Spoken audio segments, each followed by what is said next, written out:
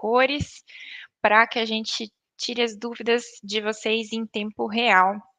Então, pessoal, vamos começar o conteúdo da nossa quarta aula ao vivo, unidade 4. Eu acho que não está atualizando aqui os slides para vocês, mas não tem problema que logo, logo eu vou trocar de página. Então, na unidade 4, pessoal, do livro didático, a gente vai continuar falando sobre gerenciamento de recursos hídricos, mas agora a gente vai para tratamento de águas residuárias. Na aula passada, a gente falou sobre captação e tratamento de água, então é o nosso primeiro pilar do saneamento básico. E agora a gente vai para o segundo pilar do saneamento básico, que é o tratamento de águas residuárias. O segundo pilar, na verdade, pessoal, engloba somente o esgoto. Aqui a gente vai um pouquinho mais além, porque a gente vai tratar tanto do esgoto quanto dos efluentes industriais. Esse termo aqui, águas residuárias ou águas residuais, é a mesma coisa. É o termo mais técnico, mais correto, que vai significar, então, que eu captei uma água, utilizei a água para diversas atividades e, com isso, eu acabei alterando a qualidade dela. Então, por isso que ela é chamada de uma água residual. E é isso que a gente vai tratar nessa aula. A gente vai falar sobre tratamento. Então, como que essa água residual é gerada, quais são as suas características e como ela é tratada. Para começar a aula, deixa eu colocar aqui para vocês um infográfico. Deixa eu remover aqui e vou apresentar o infográfico. Só um pouquinho.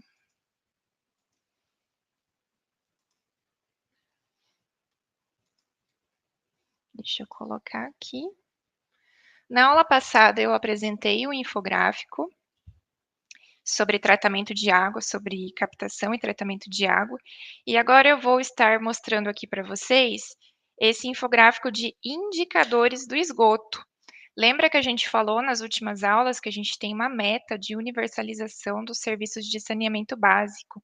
Então, até 2033, espera-se que 90% da população esteja abastecida com coleta e tratamento do esgoto.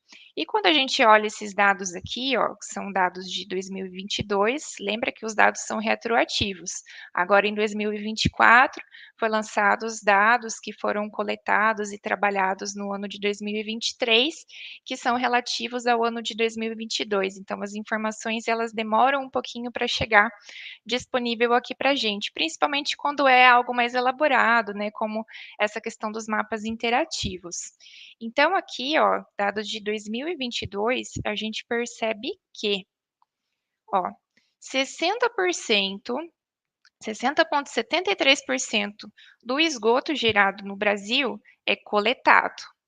Só que desses 60,73%, apenas 81,64% é efetivamente tratado, o que nos leva ao dado de que nós temos 56% da população abastecida com coleta e tratamento de esgoto. Então, a gente está um pouquinho longe, né, dos 90%, que é a nossa meta para 2033, tá? Esse gráfico aqui, ele é bem legal, porque a gente pode ir clicando aqui, ó, nas regiões do Brasil, e eu convido vocês, né, depois da aula, a procurarem o município de vocês para ver quais são os indicadores, quais são os resultados. Então, vamos clicar aqui, por exemplo, no Mato Grosso. Vamos escolher a cidade. Está um pouquinho lento aqui. Tomara que ele não trave, né? Justo na aula ao vivo. Vamos escolher aqui a cidade de Sorriso, no Mato Grosso. Ó, cliquei aqui na cidade de Sorriso e já aparecem os dados relativos a esse município. Então, aqui aparece a tarifa do esgoto nesse município. Olha aqui, quanto de esgoto é coletado. Então, aqui a gente percebe 44,09% do esgoto dessa cidade é coletada e 100% é tratado, tá? Então, é um dado ruim aqui, né, de 44%, mas a gente fica feliz em saber que 100% desse esgoto é tratado. Aqui também a gente pode colocar os gráficos, olha, como que o município de Sorriso está comparado aqui ao indicador do Brasil, ao indicador da região do estado e do município. Aqui fica mais fácil da gente fazer esse tipo de comparação. Outros dados bem interessantes aqui em relação ao prestador de serviço desse município aqui, ó, tem o nome do prestador, tem quais os serviços que ele atende, no caso é água e esgoto, e o atendimento é local, então somente no município que esse prestador atende. Então, aqui são vários dados que vale a pena vocês darem uma olhada na cidade, na região de vocês, tem bastante informação e é muito rico. E percebam aqui, ó, que nesse painel de indicadores a gente pode selecionar água, resíduos sólidos, tudo na mesma base aqui que eu mostrei para vocês, vocês podem ir clicando nos municípios para ver os resultados. É bem interessante. Então, fica a dica aí para vocês conferirem depois da aula, tá? Então, vamos voltar aos slides. Deixa eu parar aqui e voltar.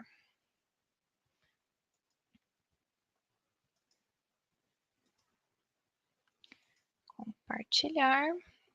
Agora sim. Então, pessoal, quando a gente fala tanto de esgoto quanto de efluente industrial, a gente tem um processo de tratamento. Então, primeiro passo, obviamente, que é a geração. Então, eu vou gerar esse efluente na minha casa, quando a gente fala de esgoto doméstico, ou lá na minha indústria, quando a gente fala de efluente industrial.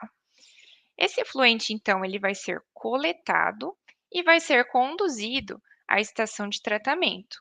O tratamento, pessoal, vale ressaltar que ele pode ser realizado no próprio local, então, quando a gente pensa no esgoto, ele pode ser tratado tanto, né, na própria residência, quando a gente pensa em fossas sépticas, isso, claro, né, quando é um caso de uma região mais longínqua, que não tem coleta e tratamento de esgoto, então, a gente pode estar tratando esse esgoto na própria residência ou a gente pode conduzir esse esgoto à estação de tratamento de esgoto.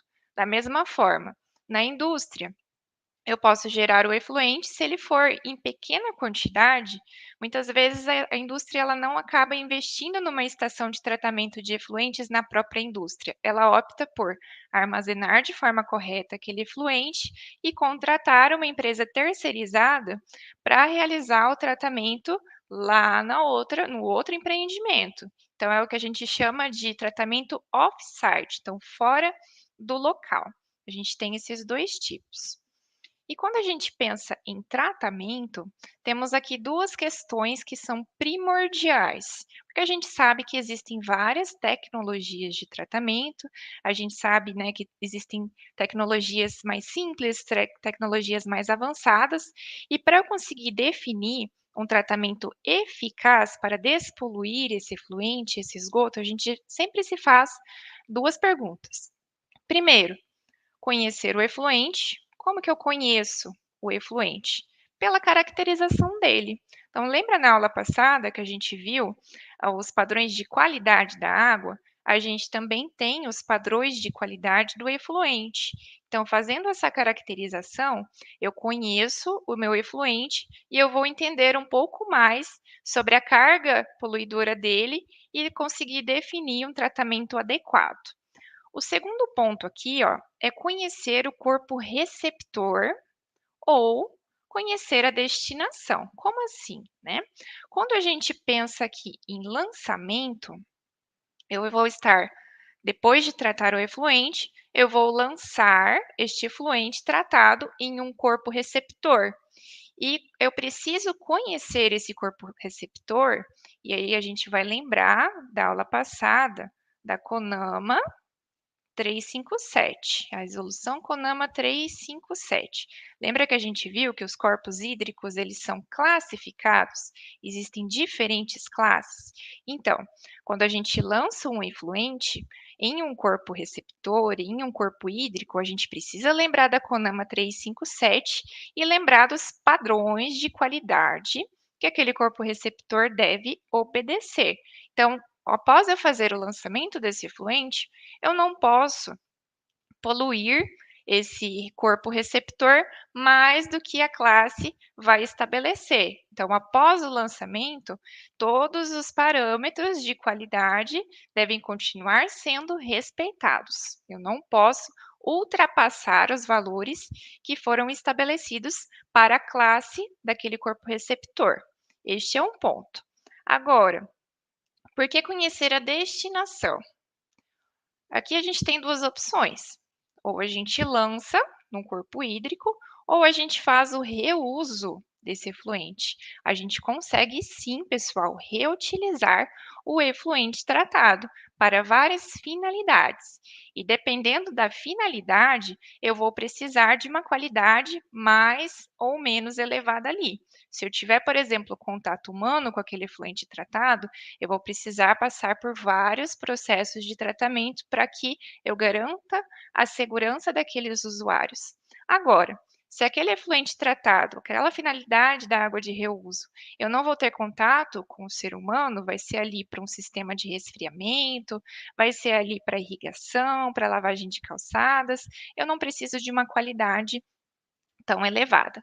Então é por isso que primeiro eu preciso conhecer o efluente e segundo, ou conhecer o corpo receptor, qual nós vamos estar lançando esse efluente, ou conhecer a destinação, para saber qual é a qualidade da água que eu vou precisar ter para reutilizá-la com segurança. Beleza? Deixa eu ver aqui os comentários de vocês antes da gente seguir aqui. Vamos ver. Muito legal. Olha aqui o Flávio falando que na empresa dele, o tratamento dos sólidos é feito com carvão ativado. Acredito que seja dos resíduos líquidos, né? A gente utiliza o carvão ativado, a gente vai falar sobre ele sim, que é um tratamento mais avançado. Vamos ver aqui se tem mais alguma coisa. Olha aqui. A dúvida da Rafaela. Mede-se os parâmetros antes do corpo hídrico passar pela empresa e após passar pela empresa?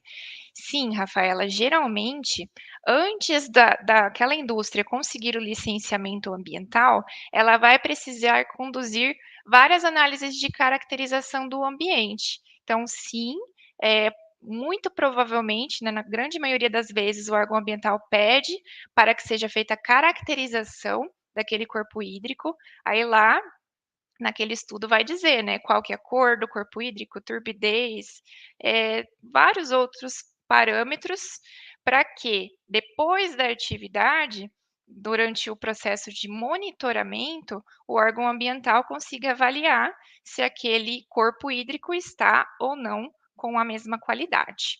É isso mesmo. É isso mesmo, pessoal. Obrigada pela participação. Vamos seguindo então. Olha aqui, ó. Quando a gente fala de lançamento, apareceu essa observação aqui, CONAMA número 430 de 2011. Ah, prof, mas o que eu vou usar? CONAMA 430 ou CONAMA 357? Vamos voltar aqui um pouquinho. A CONAMA 357, ela vai tratar da classificação dos corpos hídricos e é importante justamente por essa questão que eu comentei, né? Porque após o lançamento do efluente, eu preciso garantir que aquele corpo receptor esteja com a mesma qualidade, uma qualidade semelhante. Porém, a gente tem aqui a CONAMA 430, que vai ser específica para lançamento de efluentes. Olha aqui. A resolução 430, eu recortei alguns pedaços, ela vai complementar e alterar a CONAMA 357, tá? E como que as duas se relacionam? Olha aqui essa observação. O lançamento de efluentes em corpos de água, com exceção daqueles enquadrados na classe especial, não poderá exceder as condições e padrões de qualidade estabelecidos para as respectivas classes. Então, exatamente aquilo que eu falei antes. E por que aqui, ó, exceção daqueles enquadrados na classe especial? Aí a gente vai lembrar da aula passada. Na classe especial, pessoal, eu não posso ter lançamento de nem de esgoto, nem de efluente industrial. É proibido mesmo. A gente não pode ter esse tipo de lançamento. A gente pode apenas lançar de classe 2 para cima, tá? E aqui, no artigo 3, fala que os efluentes de qualquer fonte poluidora somente poderão ser lançados diretamente nos corpos receptores após o devido tratamento e desde que obedeçam às condições, padrões e exigências dispostos nessa resolução. Então, na CONAMA 430, existe ali uma tabela com vários padrões de lançamento, então são aquelas características do efluente, os valores máximos que eu preciso obedecer para que eu possa, de forma legal, lançar esses efluentes dentro do corpo receptor, beleza? Então vamos lá. Lembra do primeiro passo, que é conhecer o efluente. E aqui a gente vai falar, então, sobre parâmetros de qualidade. Vocês vão perceber, pessoal, que os parâmetros de qualidade do efluente, eles são os mesmos parâmetros de qualidade da água, tá? São as mesmas análises. O que que vai variar aqui? É claro que na água de abastecimento, eu vou ter uma carga poluidora muito menor do que um efluente. Então, são os mesmos parâmetros, porém, os resultados ali variam bastante. No efluente, eu vou ter uma carga muito maior de praticamente todos os parâmetros que eu vou falar aqui. Então, o primeiro parâmetro conhecido de vocês é o pH.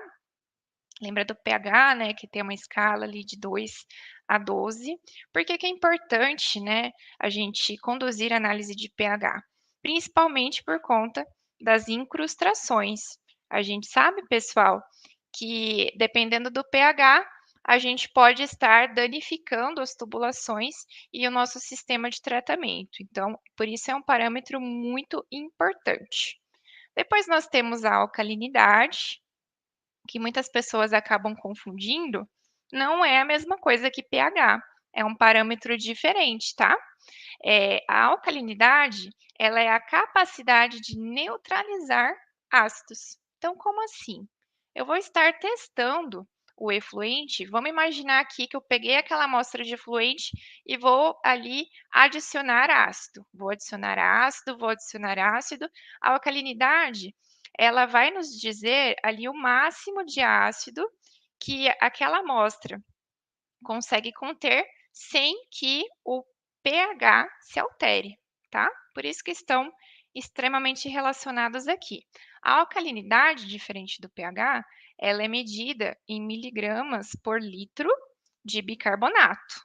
Mas apesar do bicarbonato ser aqui o principal agente da alcalinidade, existem outros compostos que podem dar essa característica, como o carbonato, o íon hidroxila, o sódio e o cálcio, tá? Outro parâmetro importantíssimo são os cloretos. Os cloretos, eles estão presentes ali nos dejetos humanos, desculpa, pessoal. E também nós temos os óleos e as graxas. Os óleos e as graxas, onde que a gente encontra? A gente encontra em fluidos corporais e também pensando ali, né, que o esgoto não vai só ser aquele efluente que está no vaso sanitário, vai ser também aquela água que sai das nossas pias. Olha aqui a participação especial do meu gato, gente. Desculpa aí. Os óleos e as graxas vão estar ali presentes naquele efluente que sai das torneiras. Então, eu lavo uma louça muito gordurosa, vou estar ali adicionando naquele efluente, no nosso esgoto doméstico, uma carga ali muito elevada de óleos e graxas. Então, ou é chamado de óleos e graxas ou óleos e gorduras. Também é um termo bem comum. Eu vou ter que colocar o meu gato para fora, gente. Vocês me dão um minutinho? Só um pouquinho. Deixa eu só travar minha câmera aqui. Olha só, dando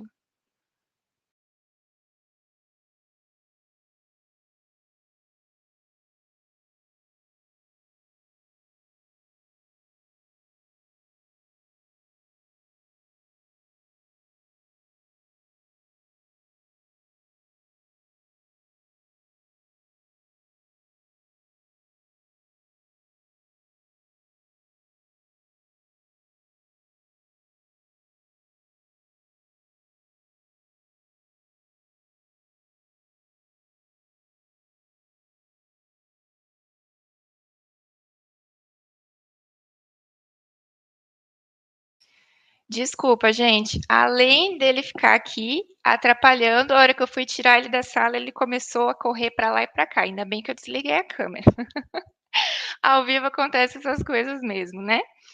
Então vamos lá, eu nem vou ler os comentários de vocês ali para não passar vergonha.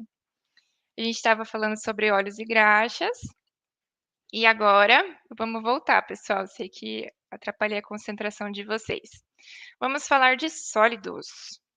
Sólidos, a gente tem várias classificações. E como que a gente classifica? Eu gosto sempre de trazer lá na planilha, na tabelinha do livro didático de vocês, tem lá a tabela com vários tipos de sólidos. Eu gosto sempre de relacionar com a análise que a gente conduz para definir essa carga de sólidos, porque pensando na análise fica um pouco mais fácil da gente entender o que seria, né, tantos tipos de sólidos.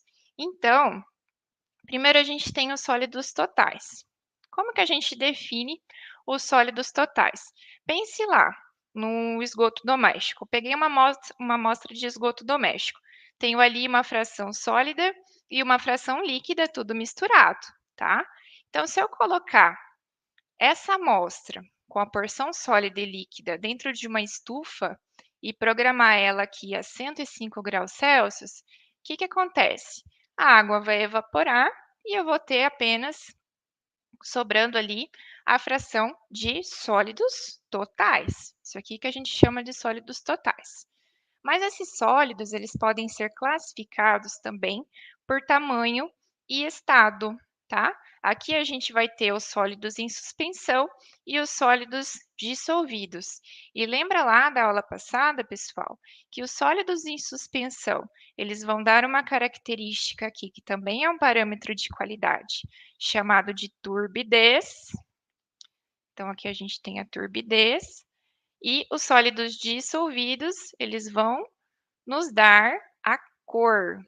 Então, a gente tem cor e turbidez. Turbidez é relativa aos sólidos em suspensão e a cor é relativa aos sólidos dissolvidos. Mas como que a gente consegue quantificar, então?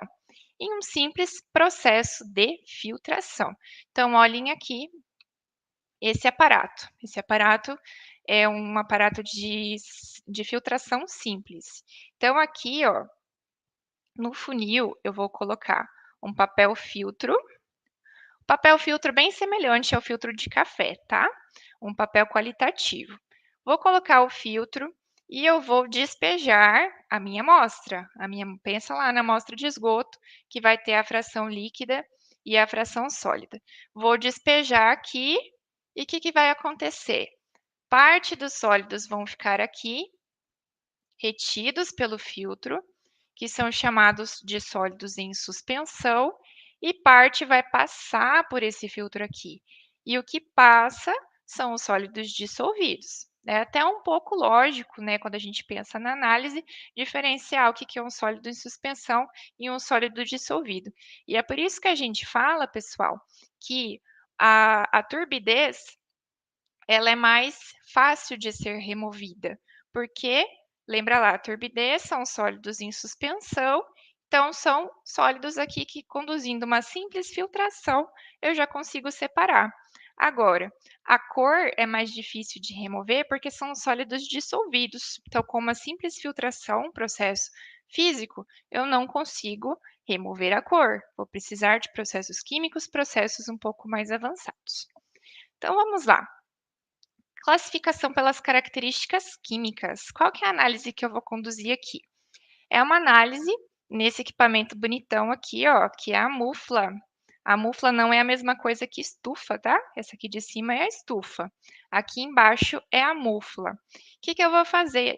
Eu vou pegar a amostra do meu efluente, do meu esgoto, vou colocar aqui na mufla e vou programar ela de 500 a 600 graus Celsius. Então, aqui é uma temperatura bem mais elevada do que essa análise aqui de cima.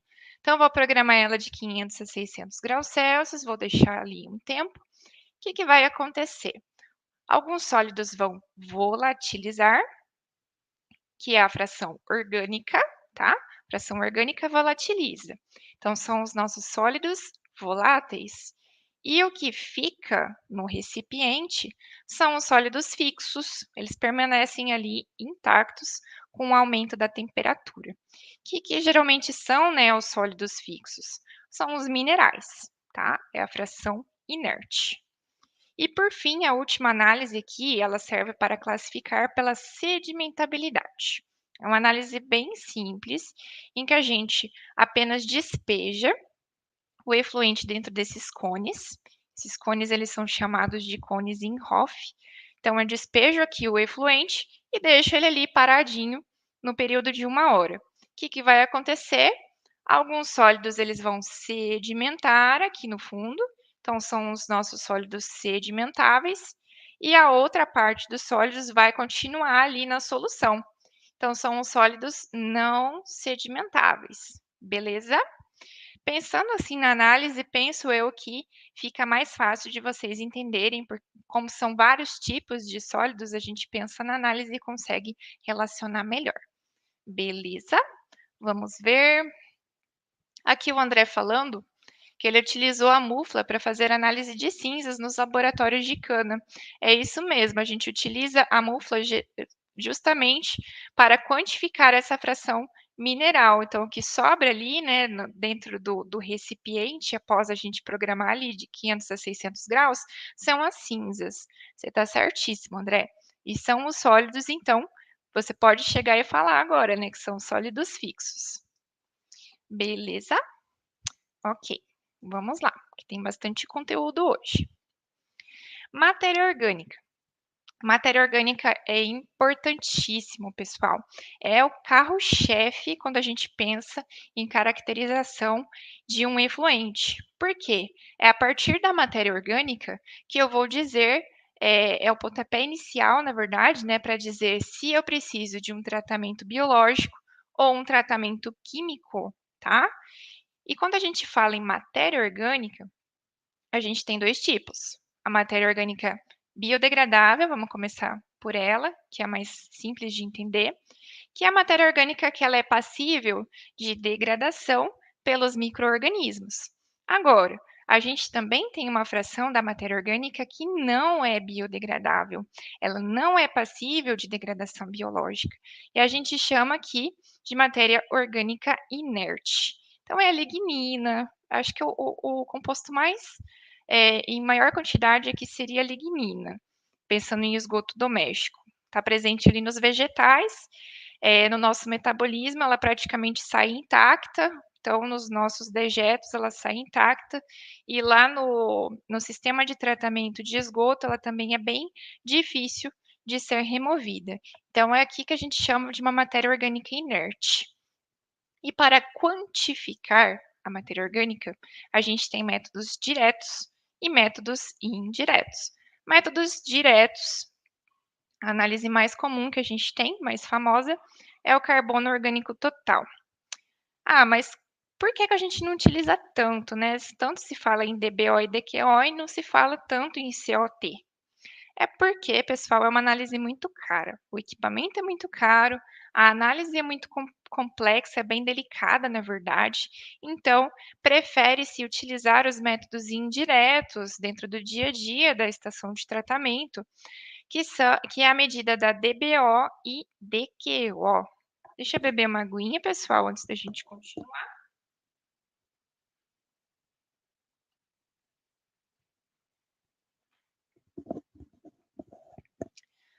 O que seria DBO e DQO? DBO, a sigla diz que é demanda bioquímica de oxigênio, e DQO é a demanda química de oxigênio. Como assim? Vamos olhar para a DBO. A DBO ela vai nos dizer o quanto de oxigênio que é demandado para processos bioquímicos. Então, a gente vai pensar na degradação biológica, lá nos micro-organismos realizando a decomposição.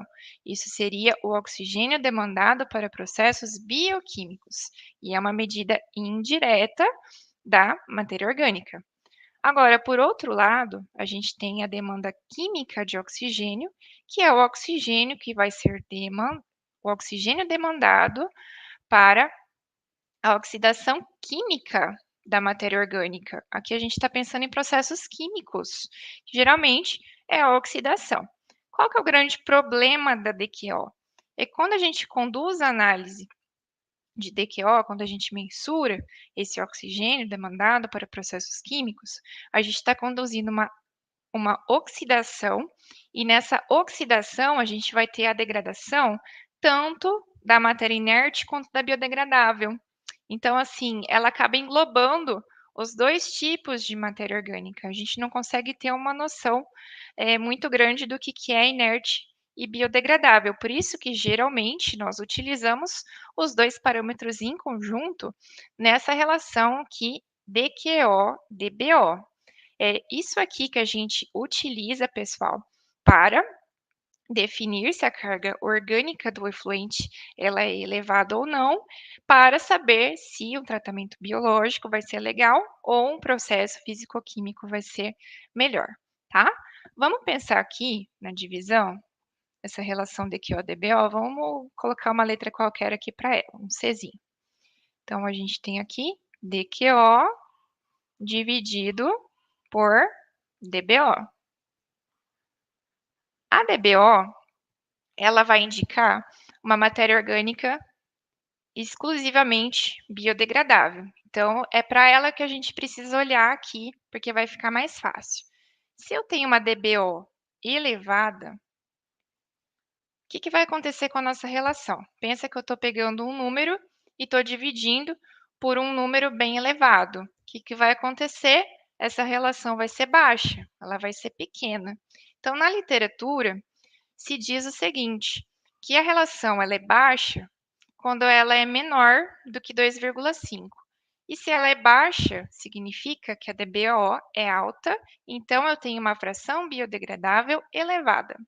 Consequentemente, a gente vai conduzir um sistema de tratamento biológico. Um tratamento biológico vai ser eficaz para esse efluente, para esse esgoto.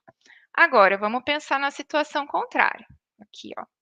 Eu tenho uma DBO baixa. O que acontece se a DBO é baixa? O nosso Czinho aqui, a nossa relação DQO-DBO, ela vai ser alta. Então, aqui na literatura, existe esse valor de referência que é 4.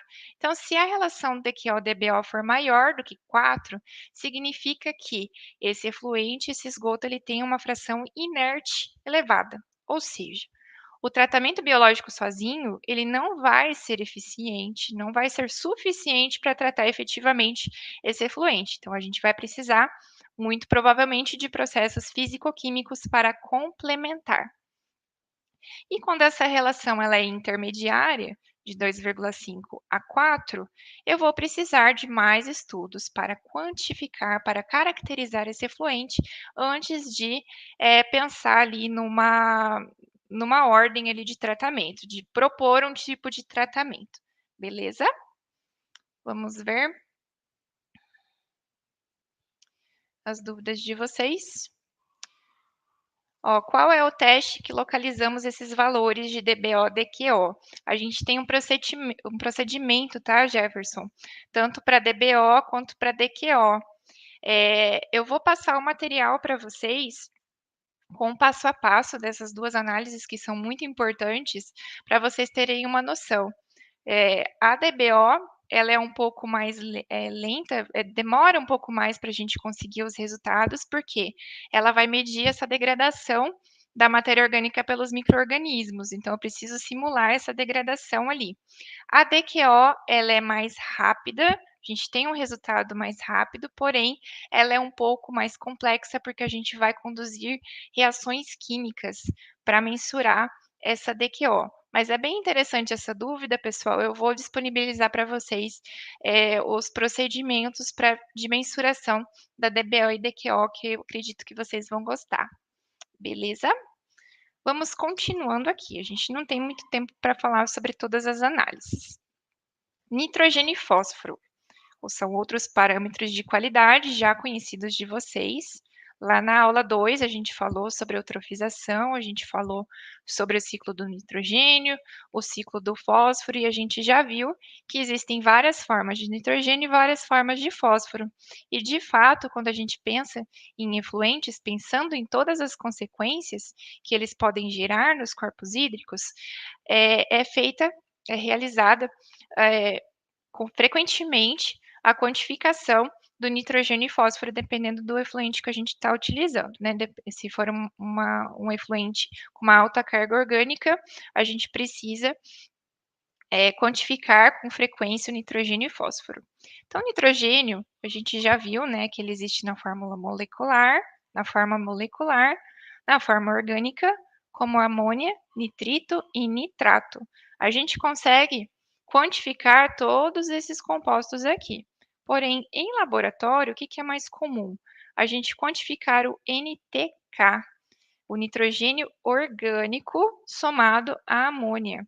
Então, o nitrogênio NTK significa nitrogênio total Kidou. É um nome bem estranho, pessoal. Para ser bem sincera, eu não sei nem escrever ele aqui. E ontem eu pesquisei a pronúncia desse Kidou e eu já esqueci, com sinceridade, eu já nem sei mais se é assim que pronuncia. Mas, por isso que a gente simplifica aqui, né, no laboratório, a gente sempre fala NTK, NTK, e então, basicamente, a soma do nitrogênio orgânico mais a amônia. Essa análise que a gente conduz frequentemente no laboratório. Agora, falando de fósforo. O fósforo ele está presente na sua forma inorgânica, que são os polifosfatos e ortofosfatos, onde a gente encontra bastante, né, o fósforo inorgânico. Nos detergentes, pessoal. Detergentes têm uma grande carga aqui de fósforo inorgânico, de polifosfatos e ortofosfatos.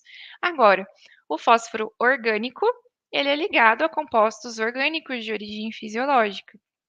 Está ali nos nossos na nossa urina e nas nossas fezes, beleza? Ok, vamos lá. Continuando com os nossos parâmetros de qualidade, perceba que a gente está falando bastante aqui sobre isso. A gente tem os micro-organismos indicadores de contaminação fecal. Quando a gente pensa em efluente, pessoal, é imprescindível que a gente conduza análises para saber o quanto de contaminação microbiológica aquele efluente tem, principalmente após o tratamento, para saber se aquele efluente tratado ele vai estar seguro ou não.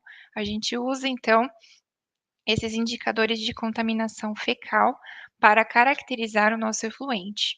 E aqui a gente precisa pensar em uma situação bem importante.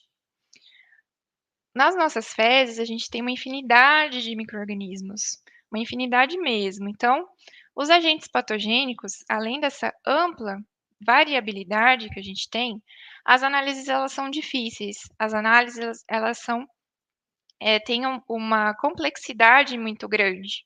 Então, utiliza-se os organismos indicadores de contaminação fecal. Então, basicamente, o que aconteceu aqui? Os pesquisadores, enfim, eles analisaram todos os tipos de micro-organismos que se tem nas fezes e eles acabaram escolhendo um micro-organismo para ser o indicador de contaminação fecal. E esse indicador precisa ser um micro-organismo que está em grande quantidade nas fezes, nos dejetos humanos, e também precisa ser um micro-organismo de análise fácil, tá? E o grande, o grande grupo, né, de bactérias escolhidas aqui para serem indicadores são as bactérias do grupo coliforme. Então, são os coliformes fecais, acredito que vocês já tenham ouvido falar. E aqui a gente tem 3 tipos de análise, tá? Primeira análise, os coliformes totais, que já vem entrando em desuso, por quê? A gente não tem coliforme somente nas fezes, a gente tem coliformes em de outras vias na natureza. Então, quando a gente quantifica os coliformes totais, a gente pode estar detectando ali uma falsa contaminação de origem fecal, tá? Por isso que existiram aqui as outras 2 análises. A segunda que a gente vai falar são os coliformes fecais ou termotolerantes. Termotolerantes é o termo mais correto aqui, Por quê? Mesmo conduzindo a análise a altas temperaturas, a análise ela vai acabar quantificando não só os coliformes fecais, como também outros tipos de coliformes, em menor quantidade, é claro, só que ali vai ter outros tipos de coliformes, então não vai ser exclusivamente fecal. Por isso que a gente trata essa análise como coliformes termotolerantes, é o termo mais correto aqui. Só que como, né, eu ainda acabo detectando esses outros coliformes nessa análise, o mais correto aqui é quantificar a Escherichia coli. A E. coli, garanto que vocês tenham ouvido falar dela também. A E. coli, sim, ela é exclusivamente fecal, é um micro-organismo que está em grande quantidade nos esgotos e é uma análise tranquila relativamente de se fazer. Então, por isso que ela é bastante utilizada nas estações de tratamento de esgoto, beleza? Ou quando a gente quer, né, saber se um corpo hídrico ele está recebendo esgoto ilegal ali, a Escherichia coli é um parâmetro fundamental ali para saber se a gente tem ou não contaminação de origem fecal. Beleza? Ok, vamos lá. A gente falou sobre vários parâmetros, pessoal, de qualidade e elas valem tanto para o esgoto quanto para efluentes industriais. Só que eu quis trazer um slide exclusivo aqui de efluentes industriais para explicar algumas situações para vocês. Quanto às características, o que a gente tem aqui? Uma ampla variabilidade. Como assim? No esgoto doméstico, eu sei mais ou menos quanto que a DBO ela vai ter, qual é o valor de DBO que aquele esgoto vai ter. Eu sei mais ou menos a quantidade de sólidos, eu sei mais ou menos a quantidade de micro-organismos. Só que quando a gente pensa em efluentes industriais, a variabilidade é muito maior de resultados. E de fato, eu coloquei aqui uma tabelinha só para vocês entenderem. Aqui são diferentes tipos de indústrias e os resultados de DBO e DQO. Percebam aqui, ó, que a DBO ela varia de 550 miligramas por litro, quando a gente pensa em cervejaria, e ela vai até 12.000 numa indústria de processamento de amido. Então, perceba que a variabilidade é muito maior. No esgoto, a gente tem uma variabilidade bem menor, de verdade, de todos os parâmetros que a gente comentou aqui. E, além disso, a gente tem muitas vezes a presença de metais.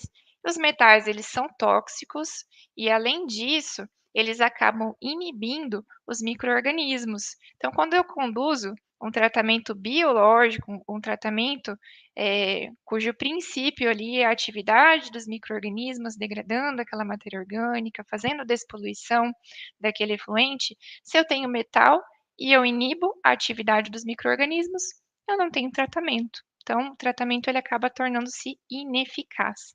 Então, por isso que a gente quantifica com frequência os metais dentro dos efluentes industriais.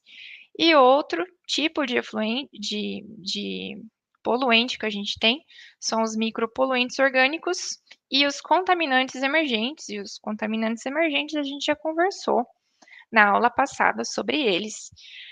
Quais são as características, né, de ambos os grupos? A gente tem que eles têm uma baixa biodegradabilidade, ou seja, um tratamento biológico ele não vai ser interessante. Os micro-organismos eles não são capazes de realizar essa degradação. A gente tem o problema da persistência, então ele fica ali dentro do corpo hídrico anos e anos e anos intactos. E também nós temos o problema da bioacumulação. Como assim? Vamos imaginar que um efluente industrial ele é despejado em um corpo hídrico e ali o peixinho daquele corpo hídrico consumiu aquele poluente. Então, uma vez consumido aqui, esse poluente ele fica depositado aqui nos tecidos. Então, ele se bioacumulou. E conforme, né, vai acontecendo na cadeia alimentar, né, um peixe maior vai comer um peixe menor, depois o ser humano vai lá e come o peixe maior.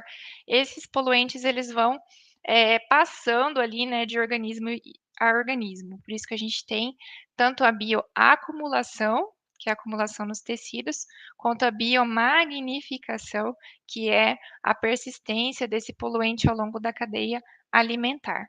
Beleza, pessoal? É isso então.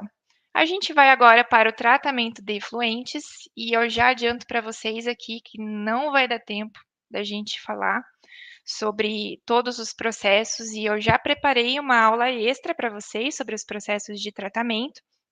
Então, é isso que a professora Daisy falou no começo da aula, né? Já está lá na sala do café para vocês estudarem um pouquinho mais sobre o tratamento de efluentes. Então, pensando em tratamento de efluentes, pessoal, tanto o esgoto doméstico quanto os efluentes industriais, a gente tem processos químicos, né, causados pela adição de produtos químicos, como, por exemplo, a coagulação, floculação, que vocês já conheceram na aula passada. A gente tem processos físicos, que são barreiras físicas, então, através das grades, através das peneiras, a gente tem um processo físico de retenção desses poluentes, então, são processos físicos. E temos também processos biológicos, que a gente já comentou bastante aqui, que são os processos realizados de degradação por micro-organismos. Então, esses são os tipos de processos que a gente tem. E do outro lado, a gente tem a ordem mais comum, mais usual de tratamento de efluentes. Então, primeiramente, eu tenho o tratamento preliminar. Esse tratamento preliminar, na grande maioria das vezes, contempla aqui processos físicos. Temos depois o tratamento primário, que também geralmente são processos físicos, mas a gente pode ter adição de produtos químicos, então também posso ter processos químicos aqui. Tratamento secundário, que daí basicamente ele é biológico, tá? Tratamento secundário é biológico. E depois a gente tem as etapas tanto de polimento quanto desinfecção, que muitos autores chamam aqui de tratamento terciário. Então, tratamento terciário, prestem bem atenção aqui. Na legislação, a gente tem que é obrigatório o tratamento ser da ordem secundária. Então, geralmente, ele vai até o nível secundário do tratamento biológico e acaba por ali. Agora, tratamento terciário, que é tanto o polimento quanto a desinfecção, não é obrigatório, a não ser que seja uma exigência do órgão ambiental, que seja constatado, por exemplo, que naquele efluente tratado, eu ainda tenho uma alta carga ali de nitrogênio e fósforo, então eu preciso conduzir um tratamento extra. Então ele vai ser, essa etapa de polimento aqui, vai ser considerado o tratamento terciário. Então, vou estar removendo o nitrogênio e o fósforo que não foi removido efetivamente aqui nas outras etapas, tá? Então, o tratamento terciário não é obrigatório, a não ser que seja uma exigência específica do órgão ambiental para aquele efluente, beleza? Nas etapas de polimento e desinfecção, a gente também pode ter tanto processos físicos como biológicos, tá? Bom, tratamento preliminar é a remoção de sólidos em suspensão grosseiros, e aqui tem de tudo, pessoal, pensando na estação de tratamento de esgoto, a gente vê uma infinidade de resíduos aqui nas grades que vocês não conseguem nem imaginar, podem ter ali uma criatividade bem grande, a gente encontra realmente de tudo aqui, tá? No tratamento preliminar, então, a gente tem a remoção desses sólidos grosseiros, que vai, então, preparar o efluente para o tratamento posterior. Então, além das grades, a gente pode ter o desarenador, ou as caixas de areia, ou as peneiras. Peneiras, elas são mais comuns no tratamento de efluentes industriais. A gente pode ter tanto peneiras estáticas, quanto peneiras rotativas, tá?